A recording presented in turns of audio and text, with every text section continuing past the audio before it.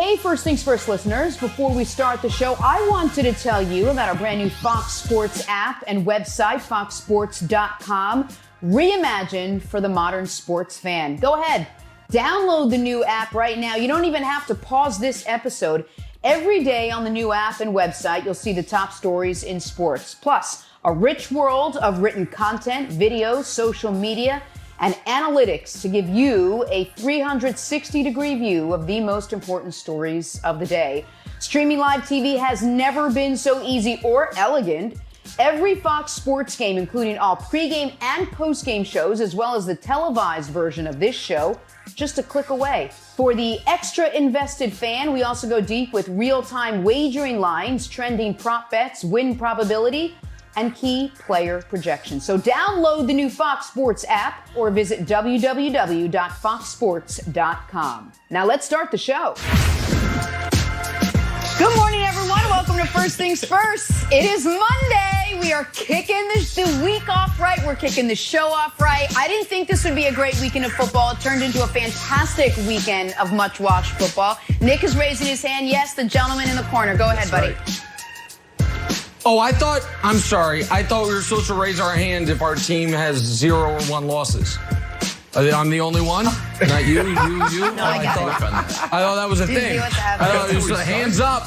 Hands up if you're in the 1-loss club. I don't have a team. Just the Chiefs? I don't have a team. You've got a team. Oh, don't you dare do My this. team is. You haven't. Where are you from? Hey, listen. Where are you from? Listen. Where are you from? Listen. I can raise my team has 0 wins. The Jets. Okay. Oh, there you go. But We're resetting the table, apparently. All right, well, let's start with 2 of Brandon's former teams, the Bills and the Steelers. He's been fighting for the Bills. He's from Pittsburgh. A lot on the line with this one for Pittsburgh, coming off their first loss. They had to win this game to keep the 1 seed and to prove last week was a blip and not a trend. Blip, it's a funny word. Steelers offense again struggled, and for Big Ben, he again struggled. 2 touchdowns, but also 2 picks, including a pick 6 just before the half that gave the Bills all the momentum in this one. Buffalo win, Steelers lose. After the game, here's Ben Roethlisberger. We've lost 2. We're facing some adversity, but we're not hitting the panic button. Offensively, we're not very good. And right now, we're not playing good football, and it starts with me. So, we all need to look in the mirror. And like I said, it starts with me and understand that we all need to be better. And, I think that we will be. I think this is a team that's got a lot of resilience, that is resilient and understands what it takes to win football games and understands what time of year it is, and that the way we're playing right now is unacceptable. So, Brandon, we have gone from, maybe 2 weeks ago, talking about whether this team can go undefeated the rest of the way. This was the Pittsburgh Steelers to Big Ben saying our offense just isn't working and this losing is unacceptable. Come a long way in a short period of time. What has gone so wrong for Ben Roethlisberger and this Pittsburgh Steelers team?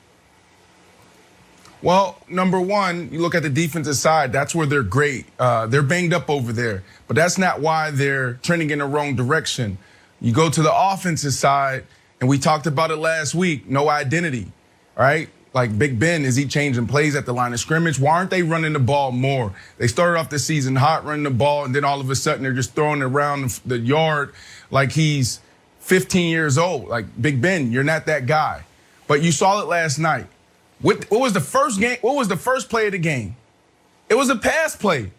A quick out. That's what we went with. Like, we're trying to figure out who we are and our identity. Guys, let's go. Let's get back to the run. Guys, let's set the tempo early. And we start off with a pass play, a 5-yard out that almost goes the other way, pick 6. That's what we do. So I say all that to say this. The reason why this team is trending in the wrong direction is because they have no commitment to the run. That's a big indicator for team success, is who's willing to commit to the run. It's not a sexy brand of football. Being able to commit to 2 yards a gain, 3 yards here, 4 yards there, no gain there. Like, you have to be willing to commit to the run. And they're not willing to do that until they average 20, 25 times a game on the ground, we're going to see this team probably get into the playoffs and be right out of the playoffs that fast. Yeah, they're in real trouble. I don't think that's deniable. And I think that we've seen the template for this. So if I'm describing a team that is the last remaining undefeated team, but probably not quite as good as their record suggests, relying heavily on an outstanding defense with major question marks surrounding an aging quarterback, Kevin Wildes, am I talking about the 2020 Steelers or last year's Patriots? And how'd the playoffs go for last year's Patriots, by the way? Remind you at all of them? No, I'm not trying to bring you down, Wildes, but does last year's Patriots, remember? They were 8-0. Yeah, I remember. The offense wasn't great, but the defense was outstanding. But you saw some of the creaks and some of the weaknesses throughout the year. And we didn't play Big Ben's full press conference, but it was a tour de force. He said, I'm not good anymore. He said, maybe I should just quit. It was the vintage Big Ben, woe is me. Maybe I should just retire. I don't even know why I try anymore. Press conference. And he understands, Wildes, this game turned on a pick six. Brandon says the first half almost started with a pick six. The first half did end essentially with a pick six when the Steelers were in full control. They were up 7-3. Josh Allen was vindicating everything I've said about him. And then this play right here flipped the entire football game. And so, yeah, like the Steelers are in big, big trouble. Whether they finish 12-4 or 13-3 at this point doesn't really matter, because unless the defense gets back to being the very best in football, which given their injuries, I don't know that they can, I don't see what their path is to win multiple playoff games, Wildes. Okay, I've got three things now. I started out with one thing, now I've got three. Number one, unnecessary Patriot slander. I'm sitting here minding my own business in my basement, still licking my wounds from this Thursday loss, and you bring up last year. So first of all, bad teammate work by you, Nick. I do not appreciate it on a Monday morning. Number two, the Steelers. It was their third game in 12 days, so no one's bringing it up because the game was sort of funky, but I would like to see them back to a normal schedule. Number three, Brandon, I know after every Sunday night, you and all the other great wide receivers in the history of the NFL have a nice meeting, a Zoom meeting, and you discuss the different wide receivers' actions of the week. What's your take on Juju dancing on the Bills logo? Now, he showed out. He had 6 for 55 with a touchdown, but the Bills said this gave them a little bit of extra fire. So do the Steelers need more of this or less of this? What does the wide receiver committee say? This is, I hate to say it this way, this is AB-like. Now, it's a different way of distracting the team, but he does this every week, and I don't understand it. I don't get it. You know, when you're flying high and you're winning games, you feel like you can do whatever. Juju is a great kid. Like, Juju is a socialite. He's a guy that loves entertaining. But now you go too far when you're disrespecting teams. Like, why? Like, what do you get out of going to the opposing team's logo before the game and dancing on it? Now, do I believe in bulletin board material? I don't, because every game, every practice, you're going to get my best. But, Juju, come on, man. Like, I just don't get it. It's a distraction. And if I'm Mike Tomlin, I'm probably going into the locker room talking about, hey, we're not doing this anymore. So let's just turn it and talk about the Bills for a second. Josh Allen, for better or worse, he looked good last night. He didn't look great, but he looked good. Certainly good enough, 2 scores, a pick, but the most important part was the win. Bills now jump to 10-3. They open up a 2-game lead in the AFC East. They only have 3 games left to play. So, Brandon, let me send it back to you. Is it time, when you look at this team, to consider the Buffalo Bills Super Bowl contenders after this win last night? Yes, absolutely. And I don't know why. I don't know why I was one of those guys that waver. I was high on them at the beginning of the season, and then all of a sudden they went through 2 or 3 game span where they didn't look great. And I was like, I stopped talking about them. No, it wasn't 2 months. It was like 2 or 3 weeks. It was 2 months. It was 2 or 3. Check the record. It was 2 months. No, it wasn't 2 months. Come on. Okay. This is a I'll do good that for team, you. Nick. Go ahead. This is a good team for this reason. This is why you need to consider them a contender, and on Wednesday you need to move them up to the number one contender. One, on the defensive side. I went back to my notes beginning of the season. Defensive line was depleted. They had no help up front. Linebackers wasn't there. You got Milano. The linebacker is back. He's getting healthy at the right time. In the last 8 weeks, this team averages a takeaway a game. So for those 2 reasons on the defensive side, we need to move them up a tier. Number 2, offensively, they're second behind the Chiefs in moving the ball. What does that mean? Why is that important? First down rate, why is that important? Because you have good offense. You can do whatever you want. You can throw the ball. For sure. You can run the ball. Like when you can win the time of possession, you have a great chance of winning the game. Yeah. And the last thing is the coaches. You have Brian Daboll and Leslie Frazier. I don't think these two coaches will be on this staff next year. They could potentially be head coaches in another organization next year. Those 3 reasons is why this team needs to move up a tier. I think McDermott's an underrated head coach. Leslie Frazier should be a head coach again. The defense is playing better. Offensive line is solid. Diggs is awesome. If only they had a quarterback you'd trust. Oh, Nick, put respect on Josh Allen's name. Okay, I will. I thought Josh Allen, because for all Bills Mafia, all of my mentions, I thought he had one of the best games I've ever seen where an offense scores 19 points and he has a passer rating sub 80. I thought on those parameters, threw 1 pick, fumbled once, could have thrown another pick. Listen, I thought he was a little bit better than those bad stats suggest. And so listen, people are going to be like, Nick, you're just promoting the Chiefs. You've got to be. I will admit, and this will shock the audience and shock America, this is an odd year. And the NFL's already said we're expanding the playoffs to 7. We might expand them to 8. We don't know what other potential wrinkles they're adding. Jenna, I am ready to say, if the NFL allows the Steelers and Bills to combine rosters to form one team, they might be able to beat the Chiefs and make the Super Bowl. Now, they still wouldn't have a quarterback between the 2 teams. They still wouldn't have a quarterback, but given the strengths otherwise, I think it could be a close game, Jenna. Otherwise, no, they're not contenders. Give me a break. Ladies and gentlemen, despite everything Nick just said, the Buffalo Bills are 10-3, so obviously they're doing something right. All right, we got to take a turn now. Let's head to Philadelphia. Kudos to everyone who thought the Eagles needed a quarterback change. Stat. Jalen Hurts' big debut spelled a big win over a big opponent yesterday. We discuss. First things first. What's up, First Thing First listeners? It's your boy Shay Sharp, co-host of FS1's Undisputed. I wanted to tell you about my new podcast, Club Shay Shay, where we always do something before 2 something. Each week, I sit down with a guest for a drink and conversation, and as host and proprietor of Club Shay Shay, I've welcomed in esteemed guests such as Snoop Dogg, Floyd Money Mayweather, LeVar Ball, Isaiah Thomas, just to mention a few.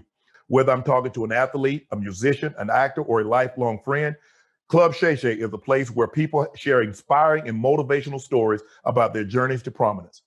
The new episode drops every Monday on Apple Podcasts, Spotify, or wherever you get your podcasts. Subscribe to Club Shay Shay now and make sure you never miss a new episode. Now, back to First Things First. The Philadelphia Eagles starting a rookie, Jalen Hurts, against a tough Saints team on a 9-game win streak. Doug Peterson said the team needed a spark. Hurts was listening. 167 yards and a touchdown, 106 yards on the ground. As the Philadelphia Eagles pull off the upset, somehow keeping their playoff hopes alive. Here's Jalen Hurts after the big win. As far as the team, you know, the guys that just told me to be you. Go out there and be Jay Hurts. And everything else will take care of itself. And, we all had each other's back. That's the beauty about all of this. We had each other's back going to battle out there against a really good football team. And we have so much. We had so much money we left on the table. So moving forward, we just want to continue to build, learn from our mistakes, and hopefully progress. Is Jalen your starter next week? And if so, what will the challenge be, now that more tape is out on him? I'm gonna enjoy this one. I'm gonna go home and relax and be with my family tonight and enjoy this win and get ready for the week. Another way to answer that. Answer the question. Jalen Hurts played very well. We played very well. We wanted a spark. We got us. Any of those are options for Doug Peterson. But can I just tell you how much I love Jalen Hurts? He obviously had his shirt pressed. He sat there perfect. It was his first post-game NFL press conference. I love the whole thing. He loved the whole thing. But Brandon, so here we go. We got Jalen Hurts now. What did you make of his debut? Big win over the Saints yesterday. Yeah, look, he got the W against the hottest team in the National Football League. And he did it with poise. He did it with a calm demeanor. He did it playing smart.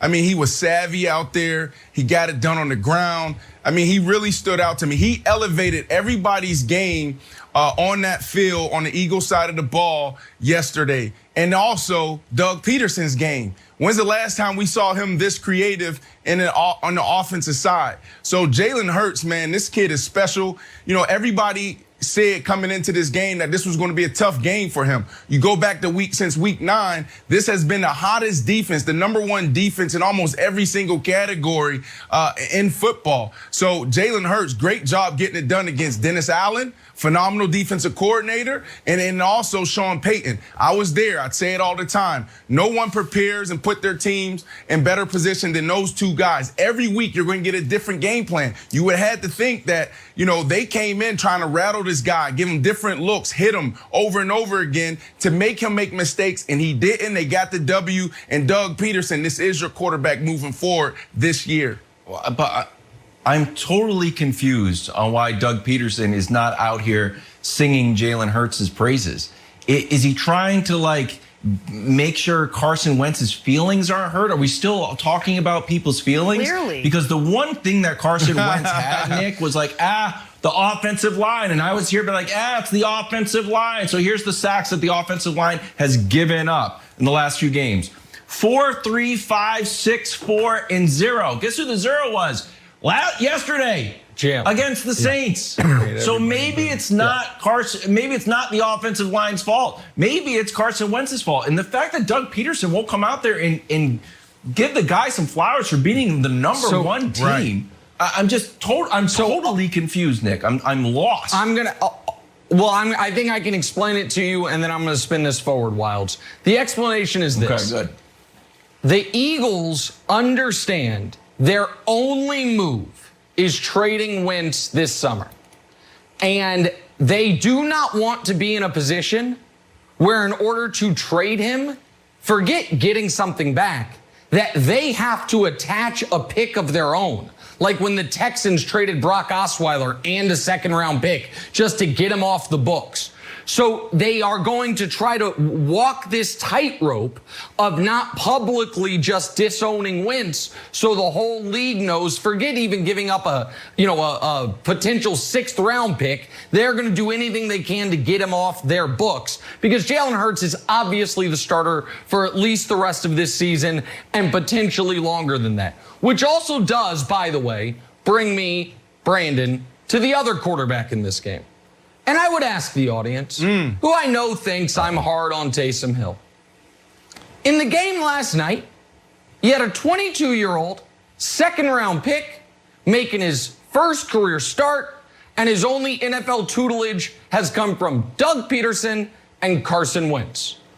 On the other side of the field, you had a 30-year-old in year 4 who has learned under Drew Brees and Sean Payton.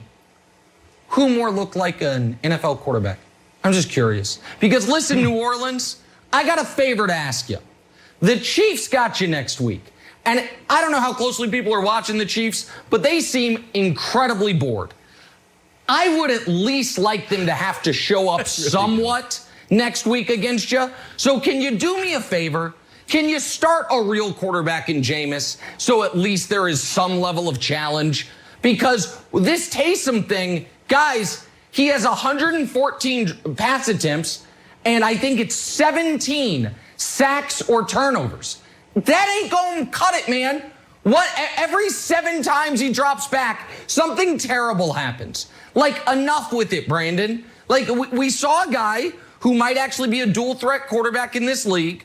And then on the other side of the field, we saw a guy cosplaying as a quarterback. Like, can we be done with this experiment now? Can we do it? Listen, I'm not going to take this personal. This is an attack on Taysom and not me, all right? Taysom played well yesterday. What do you want from? You want to sit here? You want to sit here and make up? You want to sit up here and make up a bogus stat every 7 dropbacks? Something bad happens, or a pick, or a sack? Like, sack? Is that really on him? Is that what we're doing here, Nick? Taysom Hill played well. Look at his stat line: 28 for 38, 291 yards, 2 TDs. What else do you want from him? The interception, was that on him, or was that on the pass catcher? Like, come on, man. Come on. What do I want from him? All right, well, not 2 turnovers and a half dozen sacks. Not 8 incredibly negative, awful plays against a bad defense. So everything that goes wrong on the offensive side is Taysom's wrong. So everything that goes wrong on the offensive side is Taysom's fault. No, Taysom's mistakes are Taysom's fault. We have to move on now. Listen, bottom line is Eagles won that game. They're still, though, looking up at Washington in the NFC East, thanks in large part to the one-man wrecking crew named Chase Young. That's next. First things first.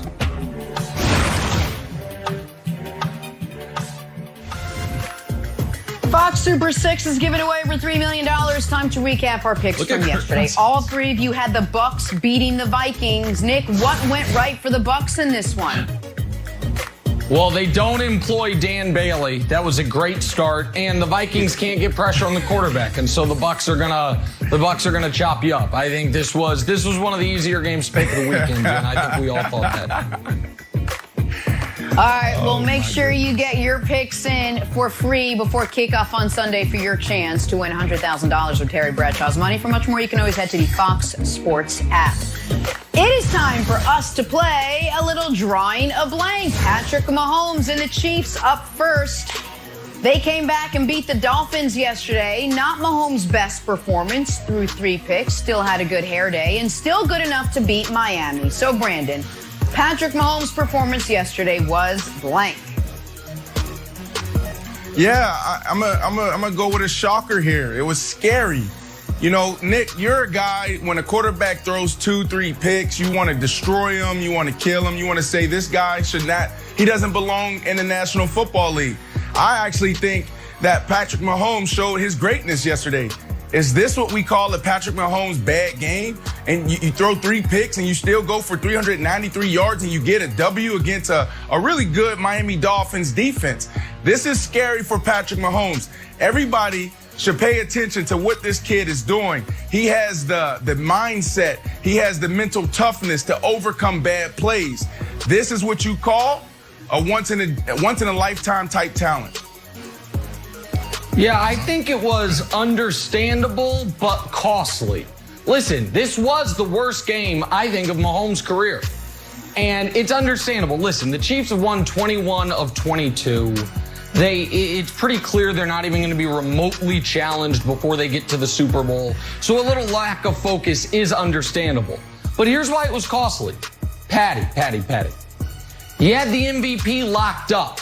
And just like you snuck in the back door, Aaron Rodgers is trying to sneak in the back door on you.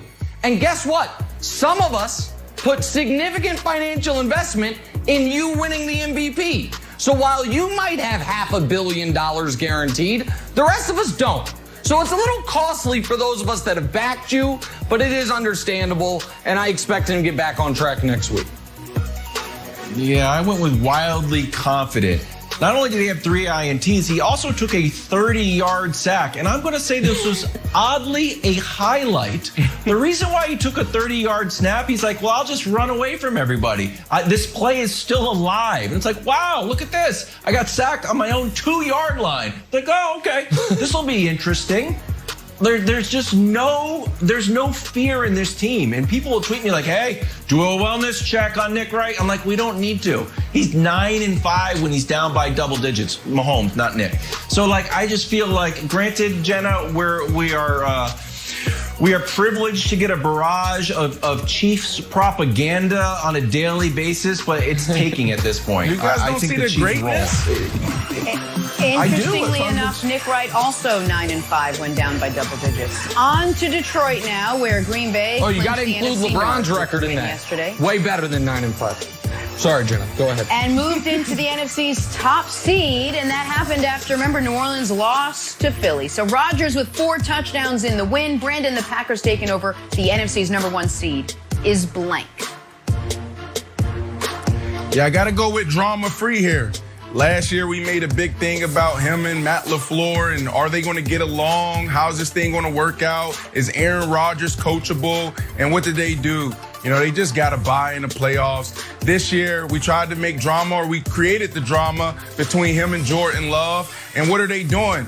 They're just quietly getting it done with no drama. So I got to go drama-free here because this team is really good. They own the #1 seed, and they can freaking do whatever they want because this guy, Nick, you just talked about it, he may be this year's MVP.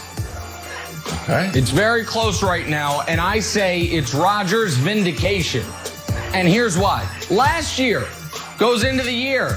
He's not that coachable. Mike McCarthy, maybe Aaron was part of the problem. 13-3. Shut up, everybody. I was right. This year, Brian Gutekunst drafts a quarterback. Hey, Brian Gutekunst, you're out of here as well. If I were Aaron Rodgers, I'd go to Ted Thompson or whoever runs the Packers these days and say, guess what? I don't want to tell Gutekunst he never gets to talk to me again. I'm not going to say you have to fire him because we are 10-3, but I don't want that guy. If he sees me in the hallway, tell him to avert his eyes. I don't want him to look me in the eye or talk to me because this guy drafted a quarterback thinking I'm done. Meanwhile, I'm putting together my second best season of my career. So I think he got vindication over his former coach. Now he's getting vindication over his current GM. Okay. So after the game, Aaron Rodgers like, hey, Robert Tonyan, our tight end, he's gotten better at everything. He's a better pass catcher. He's a better blocker. And you're like, you think? Block of the year, if we can run the highlight, Katana. Robert Tonyan clears out 3 Lions at 1 block. 1, 2, 3. Same Brandon, I would love to be sort of like the defense of running the film session in Detroit. Like, guys, look what happened here. Robert Tonyan pushes down. And all 3 of us fall down. Not great. All right, on to Buffalo. Big Ben struggled last night for the 2nd straight week, and for the 2nd straight week, the Steelers lost. It's probably just a coincidence. Troubling trend for the Steelers offense, but Brandon, the quarterback play that caught your eye on Sunday was blank. Yeah, a lot of talk about Big Ben, Josh Allen, Patrick Mahomes. But the guys quietly getting it done. Phillip Rivers, Nick, put respect on this guy's name. God. 244 yards, 2 touchdowns, 0 interceptions, and that's the stat that you always want to pay attention to with him. Oh, is he going to throw a pick? When is he going to throw another pick? Look, this dude put up 44 points, and he got a defensive coordinator fired. Phillip Rivers is the answer. Tough one. Yeah, Phillip Rivers played well, and there's a reason the Raiders fired that defensive coordinator. That Raiders defense shows up to play the Chiefs and nobody else. I'm going to say the quarterback play that caught my eye, it's simply mesmerizing. People say Mahomes is once in a lifetime. Like, if I live 100 years, maybe we'll see another Mahomes. We will never see another Daniel Jones. I've never seen a guy fumble like this. It's from his first preseason snap to right now. The guy invents new ways to fumble every week. This week, there was one fumble. No one touched the ball. He just threw it on the ground. He has played 25 career games. He now has 49 combined interceptions and fumbles. It's just hypnotizing. So he catches my eye every week. Unfortunately, there's probably only 3 weeks left to watch him as a starter, but I recommend people do it because it is just pure entertainment wilds every Sunday afternoon.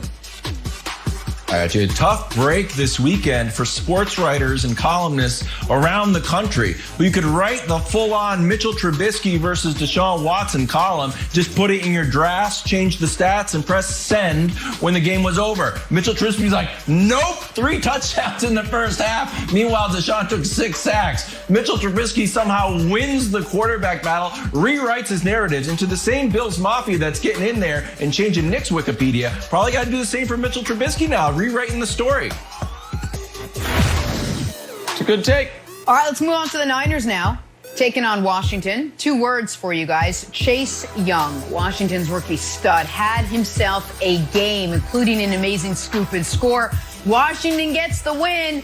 Brandon, Washington being first place now in the NFC East is blank. Ooh, Jenna. Nick, I hate to say this. Hawk problem. What is Hawk problem, Brandon? Well, right now in the playoff picture, the Washington football team is the 4th seed. The 5th seed, who they'll be playing against? Seattle Seahawks. And that's gonna be some problems. Look, this team right now, that defense can keep up with the Seattle Seahawks offense.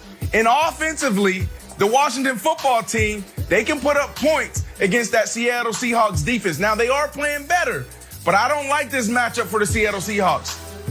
Problem. Well, listen, I'm not sure Seattle's who they're going to be playing in the first round. We'll see how it shapes up. They might be playing Tampa. And I'm telling you right now, this is terrifying for Tampa. It's not that Washington could beat Tampa. If this is the matchup, Washington will win that game. I've said this for 2 weeks now. Chase Young is a pterodactyl pretending to be a football player. This guy, it looks like he's playing kids when he's out there carrying the ball like that, just outrunning everybody. There's no chance Tampa can block this front. Brady's going to be throwing the ball into the ground immediately. Tampa would rather be the 6 or the 7 seed than move up to the 5 seed and have to deal with these guys in round 1, Wilds. Okay, I put Seattle test because Seattle has to come into Washington next week. Brandon, I thought you had some sort of inside football thing. I saw it on the Google Doc, said Hawk problem. I was like, wow, this is some sort of scheme that they're running called the Hawk problem. You're just giving the Seahawks a new nickname. Or I thought you were talking about Trey Young. I didn't know what was going on, so I agree.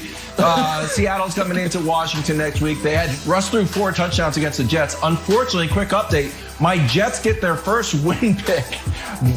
Didn't pay off again, so I'm sorry, America. Right. Everyone is following me and betting big. What are you doing? Betting. What are you doing? Well, I feel like it's gonna hit. You got a couple more weeks left, Wilds. Back to another, it might not ever hit. I hate to break it to you. Back to another tough night for Big Ben and the Steelers. They dropped their 2nd straight game. What is happening to the team many thought could go undefeated this season? It's next. First things first. Hawk problem. I was like, ooh, that'll be interesting. First things first, we head to Tampa, Bucs, Vikings, and in the words of Marty McFly, you are my density. I mean destiny. Bucs controlling their own playoff density, and those playoff chances got a big boost yesterday. Tom Brady threw 2 touchdowns, and the Bucs defense was swarming. Of course, it didn't hurt that the Vikings had trouble in the kicking game, and that is putting it mildly, leaving 10 points on the board. Bucs win. Here's head coach Bruce Arians after the game. When asked early this week about our identity, I think we just showed our identity. We can do any damn thing we want to do. Brian's back with us now. Brian, what'd you make of what Bruce Arians had to say? I love a coach that wants to show confidence in his football team. And I think at this point of the season, you're trying to build that confidence so you can make that playoff push. And so I love that. But I got to be honest with you, Jenna. When I looked at, and I watched most of this game, but I mean, you just look at the stats. If you didn't watch any of the game, you're saying, well, how did the Vikings lose the game? They had 76 plays to the Bucs 49 plays. They held the ball for 40 minutes of the football game. They had 162 rushing yards. So how did they lose the game? Oh, the kicker that has one job to do couldn't do that one job. Dan Bailey misses 3 field goals. He misses an extra point. At that point, you end up losing the football game by 12. But, you know, when I watch this Bucs offense, I think they got a healthy dose of Ronald Jones. That's going to be the key to their running game. Yep. Again, the run game helps the pass game. And then when you have Tom Brady making accurate downfield throws, you saw the throw to Scotty Miller. That was huge. Those are big parts of a football game. And most importantly, and you can't put enough emphasis on this, Todd Bowles' defense, the 6 sacks on Kirk Cousins, that was huge. If they can attack every quarterback and put them under siege like that every single game, they're going to win a bunch of football games and be a team that nobody wants to face in the playoffs because of the way of their defense play. Yeah, this was a ludicrous quote by Bruce Arians. Do anything, any damn thing we want to do. Evidently, you wanted to throw for less than 200 yards and have 300 yards of total offense, which was not even above average in the NFL yesterday. Parents out there, you got a toddler son or daughter that you're like, you know what, I want to turn him into a professional kicker. Well, guess what? There's going to be a former pro available for one-on-one instruction. His name is Dan Bailey, and he's going to be looking for work in the next 48 hours because he was horrible this week, and he was even worse last week if you watch the Vikings game against the Jags. If he's their kicker Sunday, I will be shocked. The Bucs did what they were supposed to do. We all thought they'd beat the Vikings. By the way, I think they're going to finish the year 4-0. I think they're going to finish. They play Atlanta twice in Detroit. None of those teams can rush the passer. And if you can't rush the passer, the Bucs will look good against you. Unfortunately for Tampa, in the first round of the playoffs, Brandon, they are going to either be playing Seattle, New Orleans, Green Bay, or Washington. I'm sorry, Seattle, the Rams are a possibility as well. Pardon me there, my apologies. So whomever they play there, to me, has a significant edge over them, including Washington, because Washington can rush the quarterback. So I'm happy they won. I'm glad for them. But this didn't change my opinion on the Bucs at all, Brandon. It should, Nick. There's 2 teams, 2 quarterbacks that can throw it more than they run it. That's the Green Bay Packers and Aaron Rodgers. If they choose to do it, they can. And that's also Patrick Mahomes and the Kansas City Chiefs. Everybody else, you better have a balanced attack. So what you saw yesterday, Tom Brady throwing it 23 times, handing it off 23 times. That's dangerous. That's exactly what got him the last 2 Super Bowls, is having a balanced approach. You got a really good defense. You talked about it, B. Look how well that defense played. I felt so bad for Kirk Cousins. Poor Kirk Cousins. He couldn't find an inch to just look down the field. It was somebody, JPP, somebody's coming to smash him in the mouth.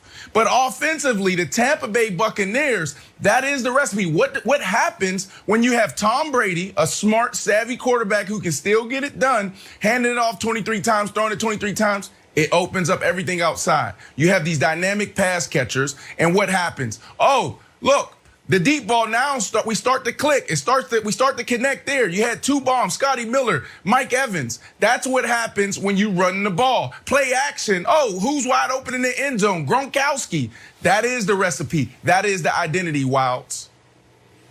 Yeah, so I was surprised that Bruce Arians came out so confident, Brian, because Shaq Barrett had the right idea when he said, quote, "Tell the field goal kicker we appreciate him." I think the Vikings were totally demoralized when not only is Dan Bailey missing kicks, they're opting not to take a kick too, so they spared him a miss. So for me, you tell me what the vibe is like in the locker room, because I would be a little Debbie Downer in there as the Bucs are celebrating and be like, yeah, guys, but it was kind of Dan Bailey, you know? We could have easily lost the game, right, guys? And be like, Wild, shut up. So for me, I think there's no reason for the Bucs to celebrate when the story of this game is actually Dan Bailey. No, Kevin. Every game in the NFL, you celebrate. I mean, every win. And no matter what it is, no matter how you win it, whether it's a kickoff return, a fumble, intercept, no matter what it is, even if it's the opposing kicker misses 3 field goals and the extra point, you celebrate every single win, especially for a football team that may have some struggles as they move down here and try to get into the playoffs. They struggled at points this season. You talk about the Tampa Bay Bucs. And so celebrating victories is what it's all about. If I'm Bruce Arians, I have absolutely no problem with what he just actually said. If I'm on that football team, that's what I want to hear from my head coach. Confidence. I want to hear my head coach believing in us. And I also want to hear my head coach thinking that, hey, we need these types of tough wins in order for us to go out there and win in the playoffs. This is a good win for the Tampa Bay Bucs. Listen, it's a very good win. If they lost it, they'd be on the outside looking in the playoff picture. It's a huge win because Minnesota's the team chasing them for what could be the final playoff spot. Arizona, Minnesota, and Tampa went into this weekend, only 2 spots available for those 3 teams. So it's a game they had to win, and so of course they can celebrate it however they want. But Brandon, I'm shocked that a game that went about the way you thought it would has changed your opinion of this team. We know what their structural weaknesses are. Going into this game, Brandon, you thought Tampa was a dangerous team? You thought Tampa would go before? Yeah, Am I misremembering? Nick, Nick, I've been high on Tampa all year. You know that. Like, this is a team that if they can get their stuff right, fix their identity on their offense, they're absolutely dangerous. Look at that defense, a top 5 defense, and then you have Tom Brady who can still get it done. That's what we pay Tom Brady for. I'm not paying Tom Brady to drop back 40 times. I'm not paying Tom Brady to throw it for 300-something yards. I'm paying Tom Brady not to throw a bad ball or interception in situational football in the critical moment. That's what I don't want. So, yes, This is a dangerous team. Absolutely. Okay. I'll be shocked if they win one playoff game. Shocked. Absolutely shocked if they're alive after Wild Card Weekend, Jenna. All right. Well, we will now see. The Bucs will take the win yesterday. You know who else will take the win yesterday? Washington. It was a Sunday feast for rookie Chase Young. Even his mom got in on the fun during his post-game press conference. Check this out. Is your mom actually on the phone right now? On the speakerphone? Right here. I don't know if you can see it. Hey, what's up? Take yourself on mute. Hi. She said hi. What'd you think of the touchdown today? They said, what did you think of the touchdown tonight? Oh my gosh, I'm just so worn out. It was just outstanding. I couldn't even believe it. I was in shock. Hey, and I said he knows how to pick that ball up and not fall on it. And he got it and kept trucking.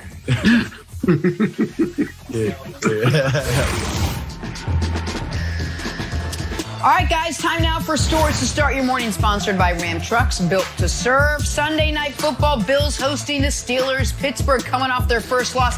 They had to win this game to keep the 1 seed, but the offense fell flat in this one. A week after Mike Tomlin called out his team's running attack and receivers, the Steelers, again, no running attack and receivers. Ben, 2 touchdowns, also 2 picks, including a pick 6 just before the half. That changed the game for Buffalo. Bills win. Here's Big Ben taking all the ownership after the game. We've lost 2. We're facing some adversity, but we're not hitting the panic button. Offensively, we're not very good. And right now, we're not playing good football, and it starts with me. So, we all need to look in the mirror. And like I said, it starts with me and understand that we all need to be better. And, I think that we will be. I think this is a team that's got a lot of resilience, that is resilient and understands what it takes to win football games and understands what time of year it is, and that the way we're playing right now is unacceptable. All right, Brandon, so I'll ask you, what do you think has gone so wrong for this Steelers team in the last 2 weeks? Well, first off, Big Ben, you guys are really good at offense. You guys just have commitment issues. There's always that one friend in the bunch that has commitment issues, that don't want to settle down. And you got to look at them and sit them down sometimes and say, like, bro, it may be you. You're 40, you're 45 years old, and you haven't settled down. Like, when is enough enough? And that is what's happening with the Pittsburgh Steelers. Also what happened with Tampa and Tom Brady. But you saw what they did. They threw it 23 times. They handed it off 23 times. The Pittsburgh Steelers issue is committing to the run. Why wouldn't you commit to the run? Like, this is who you guys are. You have a really good defense. They are banged up right now. And offensively, it's not like Big Ben can throw it 40, 45 times. So when you look at them the last 8 weeks, they made this drastic shift. And I don't know if it's Big Ben changing the plays or if it's just, guys just not healthy up front.